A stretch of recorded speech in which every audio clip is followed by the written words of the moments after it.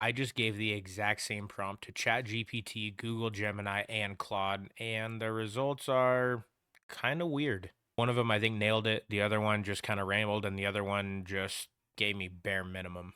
Today I'm going to run a real test, show you what I did. We'll do it live on each one, and we're going to use a beginner friendly prompt that anybody could use or anybody would come up with to see what the results are.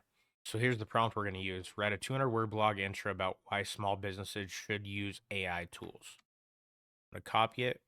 You'll see me put it into all of them. We're not running any special modes or anything. We're as if we're a beginner, brand new. This is what we want. We're just going to show up. We're not going to activate anything like deep research or any of that, just straight up as it is. So here's what ChatGPT came up with. It looks good. I'm going to verify it though and say, how many words is this? 217 words. Went a little bit over. It's cool.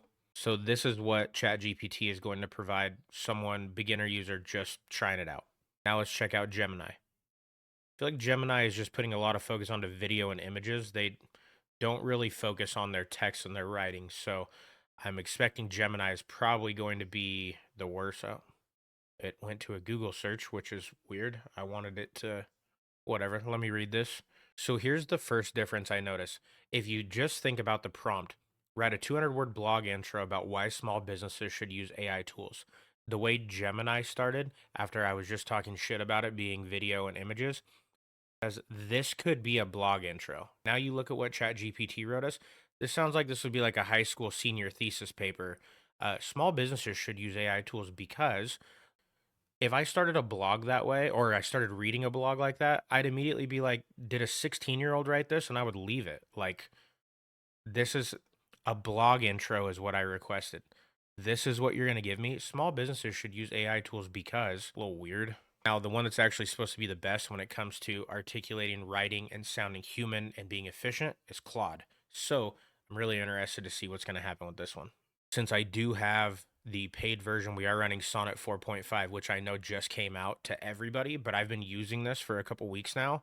It's fantastic. See, now this right here, this is why I use Claude for my blogs and my writing and anything. Like the opening line, if I was reading this blog, your competitors already use AI tools. You're losing time and money every day you wait.